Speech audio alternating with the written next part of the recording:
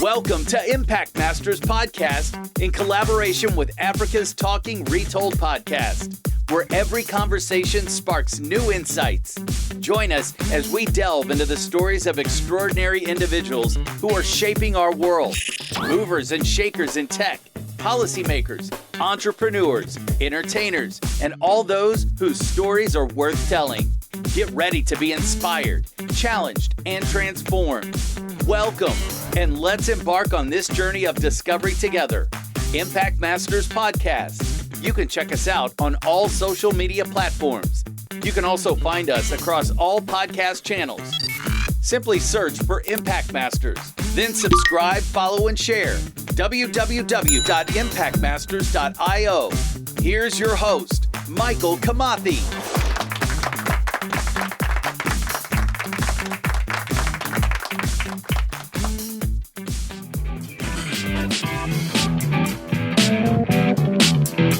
It's Michael Kamathi once again, if you want MK. And today we have an interesting guest in the house, going by the name Eddie Kago. Eddie Kago is a software engineer driven by a passion of self-sovereign identity, blockchain, and privacy. And his mission is to empower individuals and communities through technology, particularly in Africa. His work is aimed at solving market inefficiencies at scale using cutting-edge technology. And his journey began in the world of food systems, where he co-founded a company focusing on streamlining the agricultural supply chain. These experiences instilled in him the importance of simplicity and impact when designing solutions. Later, he tackled the challenges of digital access by founding an ISP home services company, affordable internet access to underserved communities, and then he shifted his focus to environmental sustainability, co-founding Arifu Alerts, a venture for forest monitoring and reporting using Earth observation data from satellites. This deepened his commitment to leveraging technology for good.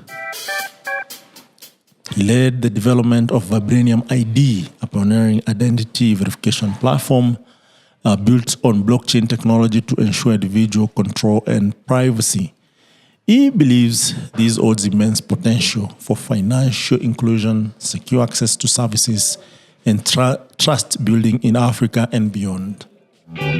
Currently, his focus combines early interest in food systems, Earth observation, and blockchain identity verification in Nyahururu, a company he founded to tackle food insecurity through quality inputs financing for farmers using decentralized finance. Beyond solutions, he believes in building capacity, and he actively mentors and trains individuals in digital literacy and developer skills through initiatives like Upeo Discovery, empowering the next generation of tech talents. All right. How are you, Eddie Kago? I'm good. You're good? You're not sure if you're good? No. You're not sure if you're happy? No, I take a while to boot up. Oh, okay, to boot up. You're like OS, so Windows what? Windows ME. ME. Hey, that's the first Windows platform. Maybe 1990s. Yeah. Thanks for the introduction. No worries, man. This is just what you sent through, but with this podcast, actually, we start from the beginning, right? Before all this, because this looks like post-campo or during campo. And for me, actually, I was privileged to know you through Facebook Dev Circles. Initially, after I think the second generation left it to you. That is Nanda. Then there was that lady, Caro, and then it was you. That's when actually we got to I used to see you a lot in the developer communities, and then later on we met at Africa's Talking. And the rest is history. Because even when we met at Africa, I was like, Chief, why can't we return the momentum of the developers? I'm so passionate about developers and building, because I believe this community is building the ecosystem. But before that, please, where did Eddie Kago begin as Eddie Kago? Where were you born, man? So I was born in Dagoretti, so I'm a Dago person, but then grew up in Eastlands. Still a bit of Dagoretti, early days of Kitengela, so that was the last half of the 90s, of the late 90s. Then grew up in Eastlands. That's where I did my primary and high school. Was in Thika. I went to Mangu. You're passing through, man. So all those are very, very important experiences. And I'll tell you why it's very important to go, step by step. Mostly if you do a background check, even when you are, meditating, and you realize most of those experiences from even pre-primary school, the interaction with the people there, the teachers, the way you started even learning, shaped what you're doing right now. Interestingly. 100%. So that's why I don't like passing through. It's easier to say, okay, it's born in Dago. Went here. And just passes like that. Going to Mangu alone is not a small feat. Mangu is like the top 10 schools, national schools. Okay, I know now there are many national schools. But of course, it's still among the top.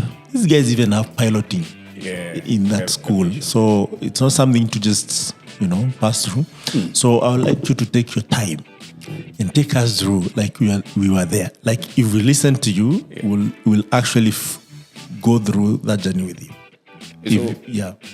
Then it means most of the experiences early on were from my parents, obviously. Okay. So my father and my mother are purely business professionals. So, and they were, at that time we didn't have the term entrepreneur, but they were running a hardware selling construction things. Oh, nice. And so that's like where I actually knew myself from. Okay.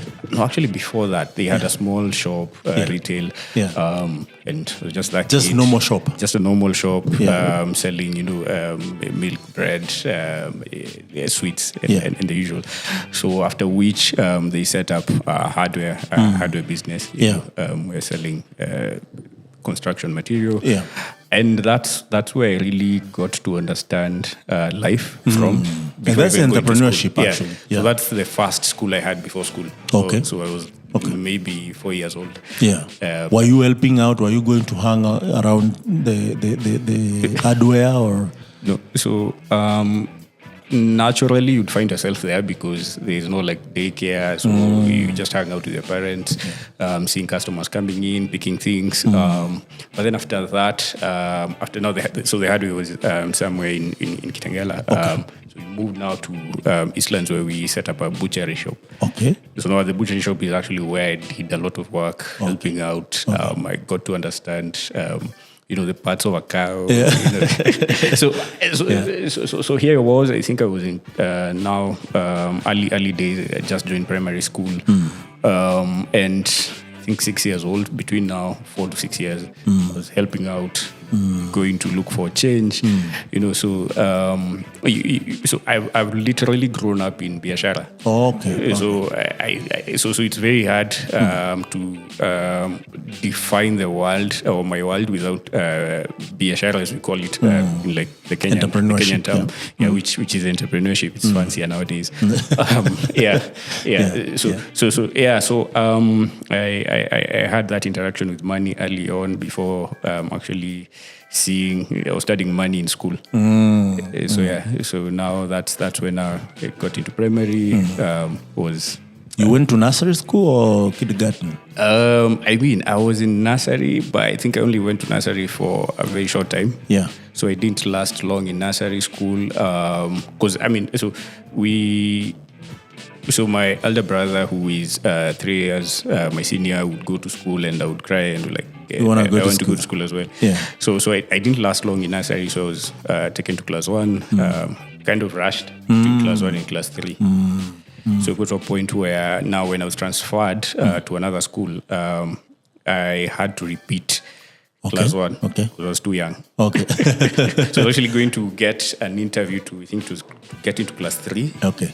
But they had to get me back to class 1. Because of your age? Yeah, they said, this kid is too young. Give me an interview, I passed. Yeah. I was in the head teacher's office waiting for the interview results with my mom over there. So I was reading the headmaster's newspaper. It was a daily day show, and I was just busy flipping the pages. This is like I think there's a 6-year-old kid. Just getting into class 3. So they had to take me back to class 1. So I started life again. So I was so bored those first 3-4 years in primary. Okay. Because I already did it. Okay. Yeah. So for you, it's just passing time because now you have no otherwise. Which school was that? So I went to Kwajenga Primary School. Yeah, so that's in Isili? No. That's in Mukuru Kwajenga. Okay. Yeah. So and it used to be one of the top performing schools in the province. You see, it was under the Nairobi City Council. Okay. So now when I was joining in is when now Kibaki was coming in and doing the free primary education. So actually even getting into Kanjo schools, obviously, during the Kanjo era, the Nairobi City Council era was very hard. Yeah. So by the time we were joining, it was number 3 in the province in terms of results. Yeah. So we had really good primary schools, but obviously times change. Yeah. So that's where I did my primary school. Yeah. So so there I am with other kids who are like neighbors and also our customers. So some of the teachers were our customers. They would pass by like the shop to buy meat, or get a chemsha or something. So I'd actually interact with them, give them change, and it was a cool experience. And so we had. So my folks had hired one of the assistants was a Tanzanian. I remember he was called Daudi. So I was like, what is a Tanzanian? So that's like was my first interaction with someone who is not Kenyan. So that's when I really knew who being a Kenyan is. Yeah, and a foreigner. Yeah, and not really a foreigner, but who is also who also is a Tanzanian who looks like us, speaks like us. Oh, okay. Who speaks Swahili. You know, his name was Daudi. So like hanging out with him, we were very good buddies. Yeah. But I hadn't realized that he's not from. You know, he's not like from Kenya like us. So interestingly, I've learned more outside the school system than in the school system. Yeah. So which probably still happening outside books than in books. Yeah. And that's your lower primary school experience. Were you like a playful kid after school, during school? Now that you are passing 3 years, 2 years actually. Yeah. Now that you repeated the classes. So it's only one word, boredom. I'm so bored. Mess around with the other kids. But then the good thing is that our classes ended after lunchtime. We had nothing to do. Just go home. Yeah, we'd go home. Help out or just do your homework, which was not so hard.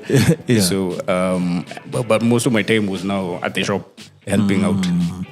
So there I was doing things. But in terms of actual activities, Eastlands is not doesn't have isn't short of activities. So it is a lot of things. We'd go hunting. At that time, the pipeline area was not so built, so there were so many.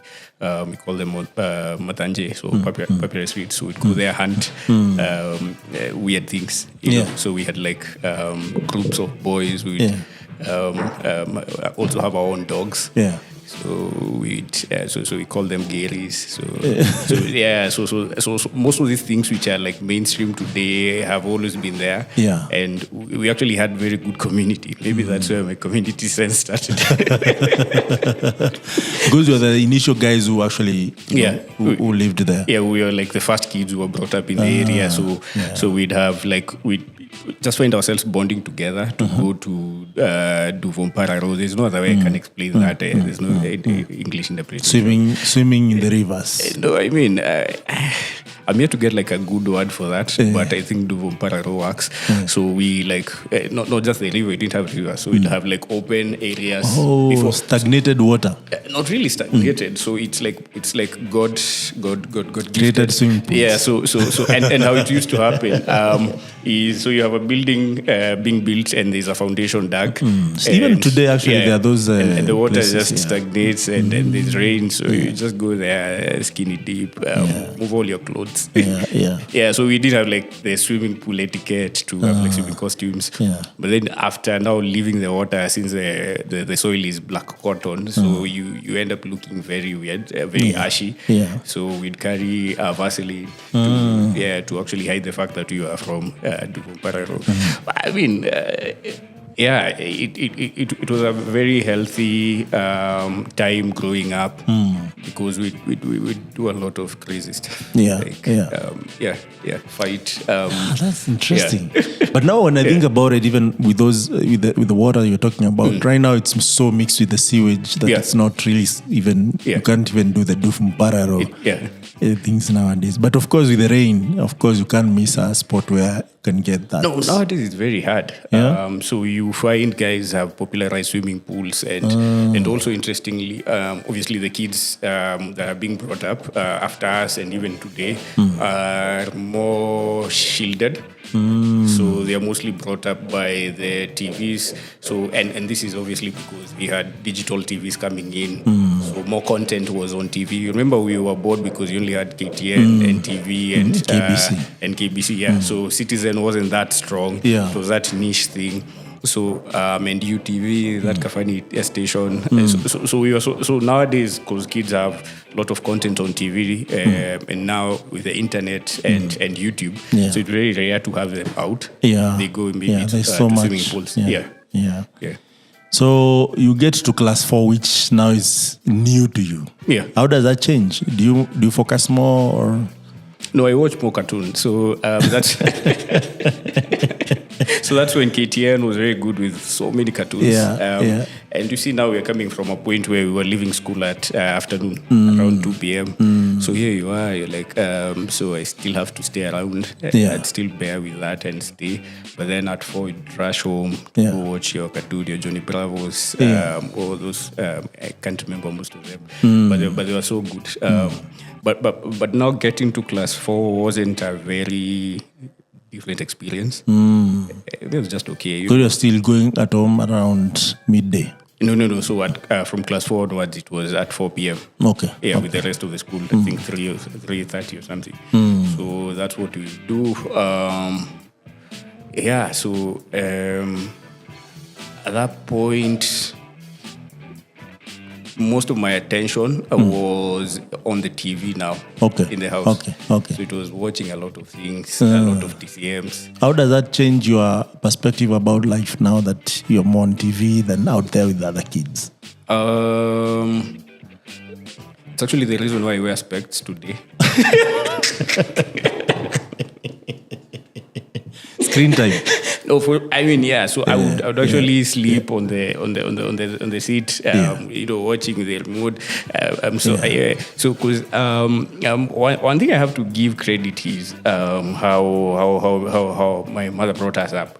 So she was always keen to get us like the best things, regardless of the environment. So we were ahead of other kids in terms of awareness and knowing ourselves. So when these colored TVs came out, she got us a good 14-inch. So I would waste so much time on that. So now the perspective is it was sort of like my introduction to tech, because now you have all this world out there that you don't see in the book in class. Because I would say there wasn't much to excite my mind while in the class. So do your homework quickly.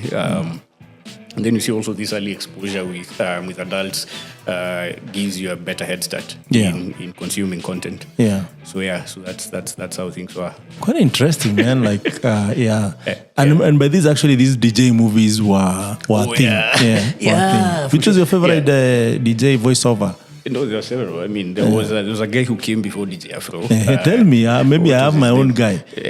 Maybe he's the guy, but he died. Yeah, who was he? DJ Checheman Softy. No. There's another guy who was actually bigger than Afro. I think he was inspiration, but obviously we have been brought up by DJ Afro, especially people know Afro more. Yeah. Especially because it's a generation which that was our internet, that was our YouTube. So you had this 24-in-1 VCDs, DVDs. So and no, they were DVDs. Yeah, the ones would have more than one whatever file. So and.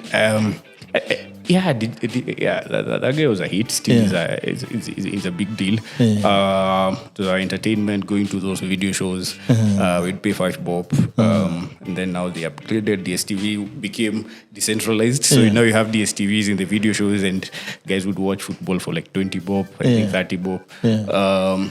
But yeah, so. It's interesting how communities find ways of entertainment and still make business out of it, because so we'd have that, but I don't think we ever had those CDs in the house. But DJ Afro would watch them on the road or would sneak in those video shows. So I was very tiny, so I would like sneak in those video shows. So there's like a very thick curtain and you sneak your way into the front and watch. Yeah, actually after this, I'll play you DJ Cheche and you compare with what Afro is. I know I'm invested. Yeah, that guy actually did proper voiceover. Without so much shenanigan. But he could actually, break down the movie to an extent that you feel like, did he get the synopsis? How come he understands his movie more detailed than the movie itself? And he used the local context. So he used to travel a lot. Actually, someone was telling that story, I think yesterday. So he used to travel a lot. Like you could go to Nakuru, do a gig there, the same way like music DJs do, right? But for him now it's for movies. So the main location for these DJs is always Nakuru and Nanyuki. Those are the two main. That's where most of it, even Afro comes, I think, from Nakuru. So most of these movie DJs either come from Nanyuki or Nakuru. So there's this lady who used to have these movie hall. So you used to have these equipments, and then guys could come there, get trained or do the voiceovers. So you used to juggle, then go to Machakos and other places. So most of these movies, when you went to explain and do voiceover, you use the locality and the local culture. So you can imagine when he's in Ukambani, the things he would say, especially for romantic movies. It was crazy, man. It was crazy. So he gets to... but unfortunately, he passed on when he was really young. So most people don't know him. But it was really, really good. Checheman. I wish we had DJ Checheman Soft. I'll play you one of his clips. They are rarely to be found because they used to use those... the VCR, video cassette. VCR, yes. And nowadays, transforming that into digital is quite hectic. So you start now even watching movies now that you have time in the house. Which were like your favorite, characters growing up? Is it Arnold Schwarzenegger, Rambo? I mean, we had Rambo. I think Rambo was the most common and notorious guy at the time. And then we had Terminator coming in, and then we had the likes of Boloyang, and Jackie Chan, and obviously we'd go and simulate that in the field while playing in primary. And because you saw some moves. So now you wanna beat everyone. I mean, and that's all growing up. I think we miss that a lot nowadays in terms of kids actually being kids, because parents want to be very protective and to an extent overprotective. So and it steals a bit of learning for a child. Raw running. They actually we actually learn on your own and find your way out. It's useful later in life. Because and it's probably why you hear that whole, which I don't believe in, why A students work for C students. But the basis obviously is because you find very bright kids who succeed in academics, not trained to face failure or handle failure. So when everything is is so sheltered and shielded, then you are insulated from actual experience, which people call involves failure. And which robs a lot of innovation, because there's nothing that will come out, you see, with the first hit. So so it's a different time. Obviously, times change. So at what point in your primary school do you now say, okay, KCPE is around the corner? You did KCPE? Yeah, I did KCPE. Nowadays, I can't ignore some of these details, man. Like CBC coming up, I'm like, I have to be very sure. It's called KPSEA. Yeah, so it's called? KPSEA, KPSEA. Oh, that's what they're calling it nowadays. Yeah. Maybe I might be hosting some of those guys soon. I've also realized years are moving much faster than I thought. So you realize, what time did you realize that KCPE is coming? Maybe I need to get my shit together and focus. Or this was no-brainer, like it's KCPE, multiple choice. No, so it's an interesting thing that happened. Yeah. So when I was in, I think it was in class 4. Now heading to class 5, I was a very playful kid. Like, I never took anything seriously. Yeah. So I wasn't keen on studying. I wasn't keen on what's going on. So it got to a point since realized that my bro was like 2-3 years older. Yeah. So he was like 3 classes ahead. So he was going to do his now when he was going to class 5, he was getting into class 8. And I just told you, just watch movies all the time and waste time on the TV and make noise. Yeah. And make noise. Because I was like, dude, let's hang out. So my mom had to ship me to a boarding school in Nyahururu. Oh, yeah, that's crazy, man. Yeah, so that this other kid can study. Nyahururu is one weird place. It was a one. Yeah, probably coming from Nairobi. Probably explain some of the things you've been asking me, but I know that's an inside joke. So Nyahururu formed us. So we went there for class 5. I was there for class 5 and class 6. I got bored with boarding school, so it was a very rough experience. So this is coming from Nairobi. It's 2-3 hours away. That time it was around 3 hours away because it's so far. The road was so poor. So there you are in boarding school. You have to wash your clothes. You have to wake up very early. I think that's the point or the moment where I realized that I'm actually in school. Was in class 5. Yeah. All along I was just passing time and shooting the stuff. So here we are.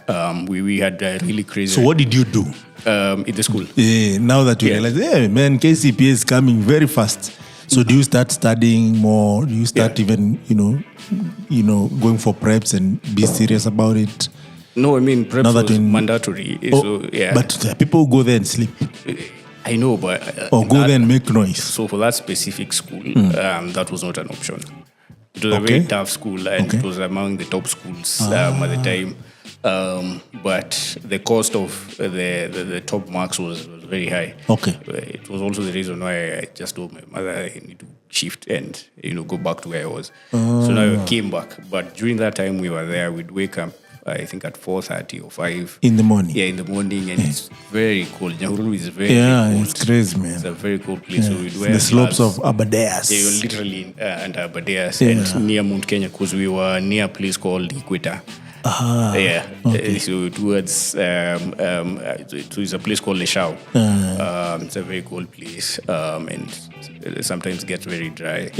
So it was a very tough experience. So how long did you spend there? 1 year, 2 years? 2 years. So I didn't actually finish 2 years.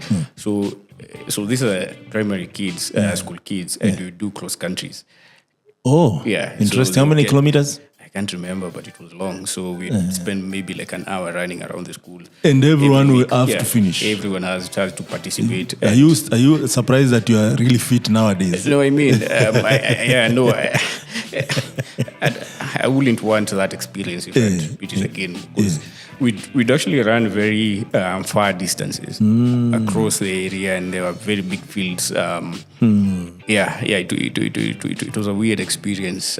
During harvest, we'd go to beat the beans out of the sacks. So it was a very messy So the school situation. itself had a farm. Yeah, it had a farm. Okay, and you are the guys who are farmers. We were the AI.